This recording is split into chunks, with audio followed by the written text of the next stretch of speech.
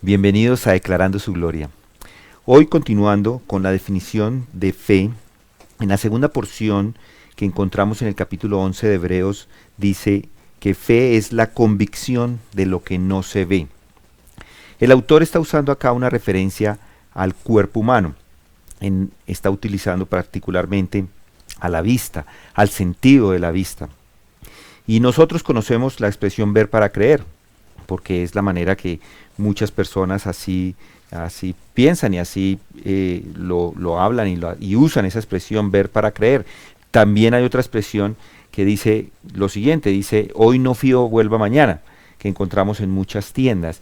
Y esto se da porque la gente no confía en las personas. Quieren ver el dinero hoy para poder entregar sus productos. Pero esa es una buena actitud en este mundo, porque el Nuevo Testamento no nos está diciendo que tengamos una fe ciega, sino por el contrario, que tengamos una fe en lo que es real, son las Escrituras, no en lo que cualquier persona pueda llegar a decir. Entonces, pensemos por ejemplo en lo que dice segunda de Pedro, versículo 16 del capítulo 1, dice: porque cuando os dimos a conocer el poder y la venida de nuestro Señor Jesucristo, no seguimos fábulas ingeniosamente inventadas, sino que fuimos testigos oculares de su majestad. Y Lucas también lo hace de esta forma. En Lucas, capítulo 1, versículo 3 dice esto, dice: también a mí me ha parecido conveniente, después de haberlo investigado todo con diligencia desde el principio, escribírtelas ordenadamente, excelentísimo Teófilo. ¿Por qué lo hacen así? Porque ellos fueron testigos oculares de lo que estaba sucediendo. Están hablando de las cosas que ellos vieron y están corroborando todo de acuerdo a esa vista que tuvieron ellos de lo que sucedió con el Señor Jesucristo cuando estuvo acá. Lo mismo sucede en 1 Corintios 15. Cuando el apóstol Pablo está hablando de los testigos oculares, él dice que Cefas, es decir, Pedro, los 12, y 500 personas, Jacobo y todos los apóstoles, vieron a Jesucristo resucitado. Es decir, que ellos fueron testigos oculares de lo que estaba sucediendo. Más adelante dice, él mismo, Pablo dice, y se me apareció a mí como a uno nacido afuera de tiempo. Pablo lo que está diciendo es: creo en la resurrección porque muchos testigos oculares vieron a Jesucristo resucitado y yo mismo también lo vi. Por lo tanto, el Nuevo Testamento tiene un vínculo entre fe y vista, o fe y ver. Y no obstante, el autor acá de Hebreos nos está describiendo la fe como la certeza de lo que no se ve.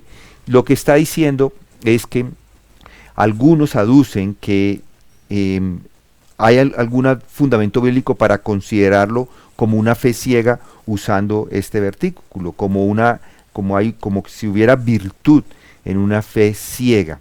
Y después de todo, si uno no puede ver, se dice que una persona está ciega. Así que después de si la fe es certeza de lo que no se ve, eso debe significar que la fe se refiere a una fe ciega. Pero eso no es la realidad, no es una fe ciega. La fe es una fe real, fe en hechos reales, en una vida real, en cosas que en realidad sucedieron. Algunos dicen, por ejemplo, que creen lo que creemos sin razón, sin ninguna razón. Cuando están en la mitad de una discusión, dicen: no, nosotros tenemos que tener fe y ya está, como si fuera algo totalmente arbitrario. Pero esa no es la idea. La verdad y las certezas que encontramos en las Escrituras, nosotros podemos decir de ellas que podemos creer en ellas y podemos poner fe en algo que es real.